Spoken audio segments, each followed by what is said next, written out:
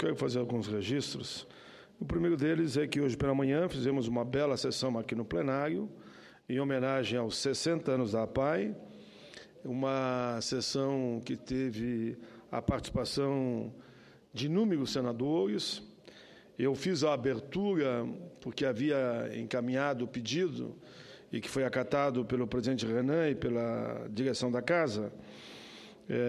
E aqui estavam presentes dirigentes da APAE de todo o país. Foi uma sessão muito significativa. A APAE que está erradicada na maioria das cidades do Brasil.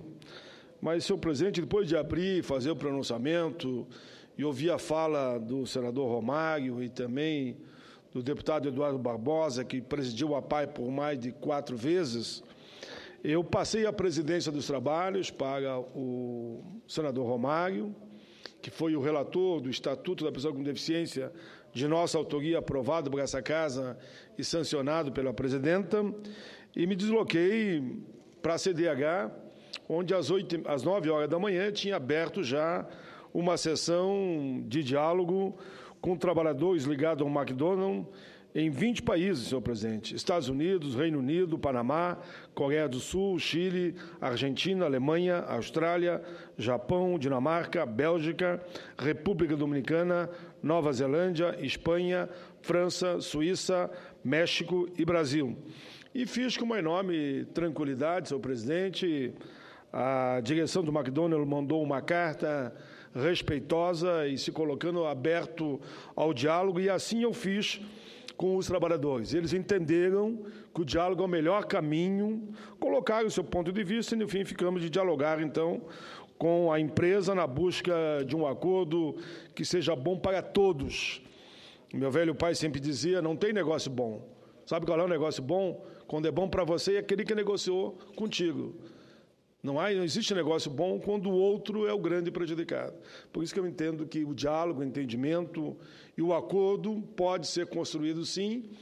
Havia, no início, uma certa rebeldia de parte de alguns trabalhadores, mas, no fim, eu fiquei de fazer esse contato e já fizemos algo com os trabalhadores do Canadá, quando havia uma greve naquele país, e como havia a participação da Vale do Rio Doce, conseguimos construir esse rendimento que foi muito positivo. Mas quero também, senhor presidente, nessa sessão hoje, que vai ser mais de pronunciamento, registrar minhas preocupações de novo com o meu Estado. Mais de 50 mil servidores públicos no Estado do Rio Grande do Sul estiveram presentes nessa semana no centro de Porto Alegre e realizaram uma grande assembleia pública na praça e decidiram entrar em greve unificada por 3 dias. Servidores públicos, trabalhadores do Estado, da área de segurança, educação, enfim, professores, enfermeiros, entre outros, vão ficar paralisados em greve até sexta-feira à noite. Caso o governo volte a atrasar as parcelas e o salário dos servidores, eles já marcaram uma outra paralisação para os dias 31 de agosto, 1, 2 e 3 de setembro. Serão com 4 dias. Também ficou definido um ato público em frente ao Palácio Piratini, no dia 3 de setembro. É importante destacar que, depois de muitos anos, as entidades sindicais do Rio Grande do Sul, federações, sindicatos, associações, estão fazendo uma mobilização unificada pelo Rio Grande na busca de um entendimento junto ao Palácio, porque salário de trabalhador é sagrado e, infelizmente, o governador não está conseguindo pagar o salário dos servidores. A unidade em defesa do direito de conquista dos trabalhadores, da ativa e dos aposentados. Eu torço, senhor presidente, e digo sempre, e repito aqui, nós perdemos as eleições para o atual governo, e nem por isso eu vou torcer para que ele vá mal. Eu espero que o governador encontre caminhos e acordo com os grevistas o mais rápido possível. Nós, aqui, os 3 senadores, estamos fazendo a nossa parte aqui na mediação, inclusive em relação à União, de um certo acerto de contas que a União tem ainda com o Estado. É só lembrar a Lei Candir, é só lembrar as contas da Previdência, daqueles servidores hoje, mas que antes pagaram para a Previdência e se aposentaram como servidor. Então, há um depósito na Caixa da União que tem que ser devolvido ao Rio Grande. E queremos discutir a renegociação da dívida. Uma dívida que fizemos de em torno de 10 bi, paguemos 22 bi e temos devendo 45 bi. É uma dívida impagável, impagável. Os juros fica beirando aí, um termo que eu não queria usar, de uma verdadeira agiotagem da União em relação aos Estados. E, por fim, senhor presidente, nessa mesma fala ainda do meu tempo, quero dizer que recebi correspondência da Frente em Defesa das Empresas Públicas do Rio Grande. A preocupação é com o futuro dessas empresas, em especial a CIE, a Corsan e o Banrisul. O governo estadual tem sinalizado pelo enxugamento da máquina pública, o encolhimento das funções sociais do Estado e a retomada das privatizações. Nesse sentido, já foram enviados para a Assembleia projetos para alteração das aposentadorias dos servidores, extinção da Companhia Estadual de Silos e Armazém César, na Fundação Estadual de Produção e Pesquisa de Saúde, a mesma linha, a FEPS, da Fundação de Esporte e Lazer, Fundegs, a mesma linha, da Fundação Zoobotânica, além da criação de uma empresa específica para a área de cartões do Banrisul. Tais empresas, senhor presidente, cumprem um papel fundamental no nosso Estado e geram 10 mil empregos diretos. Falando, senhor presidente, na extinção da Fundação Zoobotânica, eu aprofundo aqui dentro do meu tempo. Os trabalhadores da Fundação Zoobotânica do Rio Grande do Sul estão apreensivos.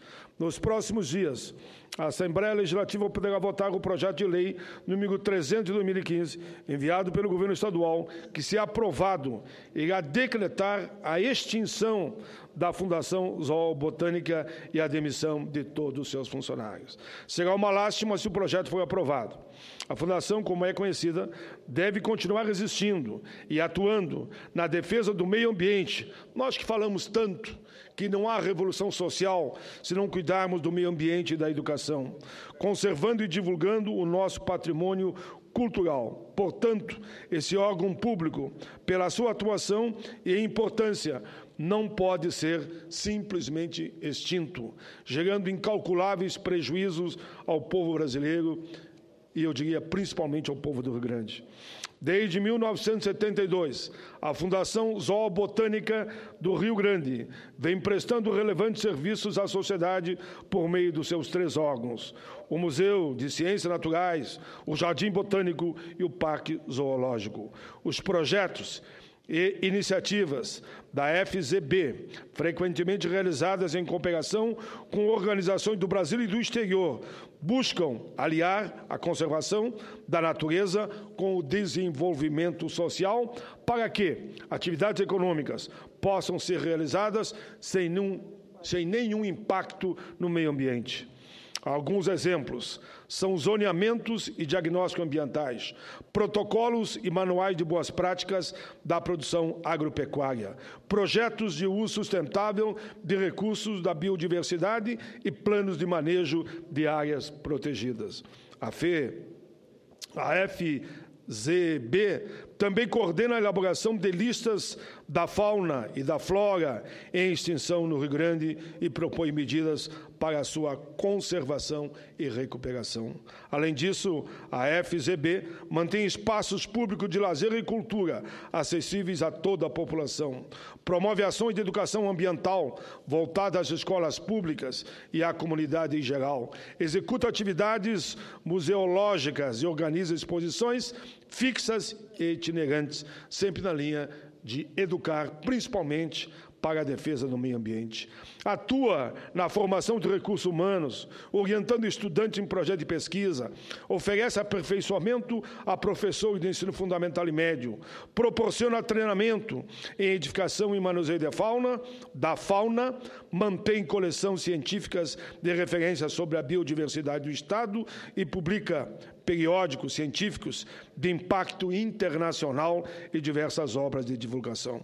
Entre as pesquisas desenvolvidas pela FZB estão a descrição de novas espécies de plantas e animais, a realização de inventários biológicos, o manejo de animais peçonhentos, visando a produção do soro antiofídico, a biomonitoramento da qualidade do ar, a recuperação de ambientes degradados, o impacto de estradas sobre a fauna, a proliferação de algas tóxicas, o efeito de espécies parasitas e exóticas invasoras, a fauna fóssil e muitos outros. As atividades realizadas garantem que o Estado tem autonomia técnica e científica para formular políticas públicas de meio ambiente e desenvolvimento sustentável, assegurando que a gestão do patrimônio natural fique sob o controle da sociedade por meio de órgãos públicos idôneos e isentos. A FZB é a única instituição, senhor presidente, do sul do Brasil, fornecedora de veneno para a produção de soro antiofídico e para a prospecção de princípios ativos com potencial medicinal. Alguns números da Fundação, senhor presidente: quadro de funcionários, 205 funcionários, sendo que atualmente só 3 ocupam cargo em comissão.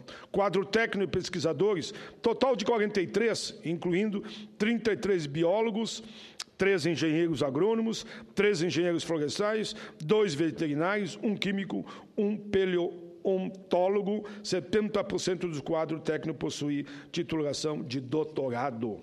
Coleções científicas do Museu de Ciência Natural da FZB, 500 mil exemplares, entre plantas, animais e fósseis. Coleção de plantas vivas do Jardim Botânico, mais de 1.000 espécies e dezenas de milhares de exemplares. Plantel de animais no Parque Zoológico da FZB, 1.065 animais. Acervo da biblioteca, cerca de 13 mil livros, 1.300 títulos de periódicos científicos. Publicação, 6 revistas científicas ano e ainda uma média de 2 grandes publicações de divulgação ao ano. Para o ano de 2015 está prevista a publicação de 6 obras de divulgação sobre a biodiversidade e o uso sustentável de recursos naturais. Visitantes do parque, o grande parque lá conhecido Sapucaia, 620 mil visitantes anos, sendo 120 mil estudantes. Número de escolas e grupos atendidos no Jardim Botânico e Museu de Ciências Naturais. 440 grupos ano entre escolas estaduais, municipais, particulares, associação, instituições de caráter social. Cerca de 60% dos atendimentos são ao público não pagante, evidenciando a importante caráter social da FZB. Agendamento, senhor presidente, de visitação de estudante do Jardim Botânico, 160 alunos dia, em médio. Alguns dados do orçamento: a arrecadação anual do Parque Zoológico, 3,2 milhões. Receita total prevista para 2015, 5 milhões. A previsão de receita em relação ao custeio da FZB para o ano de 2015, correspondente a 72%, significa que, apesar de não ser um órgão que tem por objetivo gerar lucro, a FZB arrecada a maior parte do valor do seu custeio, ou seja, ela se autossustenta. Repercussão do orçamento: custeio mais folha de pagamento no orçamento estadual, 0,0045%. Em relação ao orçamento do Estado para a Fundação, as despesas total da FZB corresponde a apenas 2,24%. Esses dados que apresentei agora me foram entregues pelos próprios funcionários. Demonstram, assim, que a extinção da Fundação Zoobotânica do Rio Grande seria um impacto inexpressivo sobre as finanças do Estado, mas um impacto muito negativo para trabalhadores, trabalhadoras e principalmente para todo o ciclo, toda a cadeia do meio ambiente. Senhor presidente, enfim, não tenho dúvida nenhuma de que acabar com a Fundação Zoobotânica é apagar boa parte da memória científica do solo gaúcho, de gaúchos e gaúchas, ou seja, do meu querido Rio Grande. Uma parcela significativa dos profissionais que hoje atuam, o que já atuaram nas áreas específicas científica, gestão ambiental e conservação da biodiversidade, tiveram parte de sua formação profissional e qualificação realizada por meio dos programas de estágios, bolsa de iniciação científica, pós-graduação, pós-doutorado, cursos, oficinas e treinamentos. Extinguir, enfim, a FZB é privar o Estado de um importante órgão público de apoio à gestão, ao planejamento e ao licenciamento ambiental, que é fundamental para a vida. Ao contrário do que tem dito, a atuação do FZB não se sobrepõe à dos demais órgãos, departamentos, Secretaria Estadual de Ambiente e Desenvolvimento Sustentável, mas é fundamental, é um pilar que complementa essa estrutura. A Secretaria do Ambiente e Desenvolvimento Sustentável não tem quadro técnico em condição de assumir as numerosas atribuições das atividades da FZB. Extinguir a FZB é retirar dos gaúchos e gaúchas o direito de ter uma das mais tradicionais e retomadas instituições públicas de pesquisa e biodiversidade e conservação da América do Sul, acabando com diversos grupos e laboratórios de pesquisas, coleções científicas, publicação, exposição, projeto, ações e parcerias. Extinguir é um erro, significa privar a população do acesso à área de lazer, cultura, como é o caso do Jardim Botânico e o próprio Parque Zoológico. É uma instituição de referência na geração e difusão de informações sobre a biodiversidade, repito, fauna, flora e o ecossistema. Por isso, senhor presidente, estou do lado dos trabalhadores, estou do lado do cientista, estou do lado dos educadores, estou do lado dos professores, estou do lado dos técnicos da Fundação Zoobotânica do Rio Grande do Sul. Ao fim, fazendo isso, eu sei que estou ao lado do povo gaúcho. Faz um apelo ao governo do Estado para que reconsidere a proposta. Da mesma forma, peço aos nobres deputados estaduais que não aprove esse projeto. Por fim, senhor presidente, ainda nos últimos 5 minutos que Vossa Excelência me concedeu, eu quero destacar que no dia 19 de agosto foi o Dia Nacional do Historiador. Nada mais justo que essa casa faça uma homenagem a esses profissionais, aprovando o PL 3 de 2015, substitutivo da Câmara de nossa autoria, que regulamenta de uma vez por todas a profissão de historiador. Projeto que apresentamos, teve a relatoria da senadora Fátima Bezerra, lá na Câmara e aqui no Senado, está pronto para ser votado aqui no Senado. O historiador, nós falamos tanto que a revolução passa pela educação, é a peça-chave fundamental para o resgate, a preservação da memória de um país e de um povo. O campo de atuação do historiador não tem se restringido mais à sala de aula. Sua presença é cada vez mais requisitada, não só por entidade de apoio à cultura, para desenvolver atividades e cooperar juntamente com profissionais de outras áreas na preservação do patrimônio histórico do nosso país, mas também por estabelecimentos industriais, comerciais e serviços de produção artística. Senhor presidente, no âmbito industrial, o historiador vem trabalhando na área da consultoria sobre produtos que foram lançados no passado para análise de sua trajetória e a avaliação sobre a viabilidade de seu relançamento no mercado consumidor ou ainda para o estudo das causas do seu sucesso ou fracasso. Pelas suas qualificações, o historiador é imprescindível para o estabelecimento de inúmeras áreas. Podia destacar aqui o setor de turismo, que contrata seu serviço para desenvolver roteiros turísticos para a visitação de locais como apelo histórico e cultural. Entidades públicas, privadas, recorrem aos historiadores.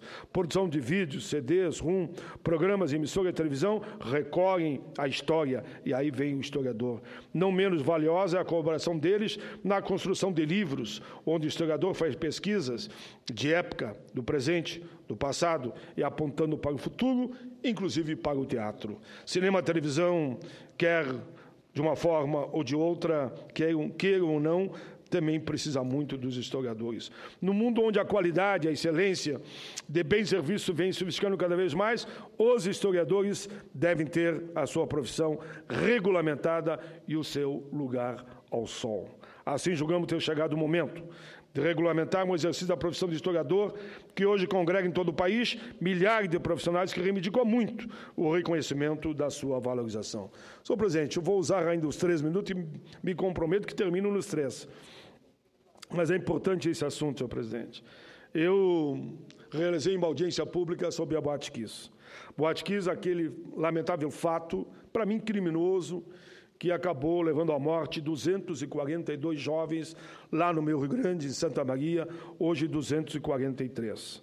Nós recebemos os familiares das vítimas e sobreviventes da tragédia de Santa Maria e me entregaram um documento, senhor presidente, muito bem elaborado, dizendo que eles, que giram em torno de 3 mil familiares, diretos e indiretos, 30 mil parentes, estão muito preocupados por o Congresso não ter votado ainda uma lei nacional de combate aos incêndios, às catástrofes, às verdadeiras arapucas que são montadas em casas de espetáculos, que no momento do incêndio, ou mesmo de qualquer tipo de situação causada, que pode levar ao atropelo dos jovens que estão lá dentro, porque a saída é quase que uma ratoeira, não tem por onde sair, levam eles à morte. Por isso, nesse documento que me entregaram em mãos, depois da audiência pública, eles pedem que o Senado aprove o projeto que veio da Câmara.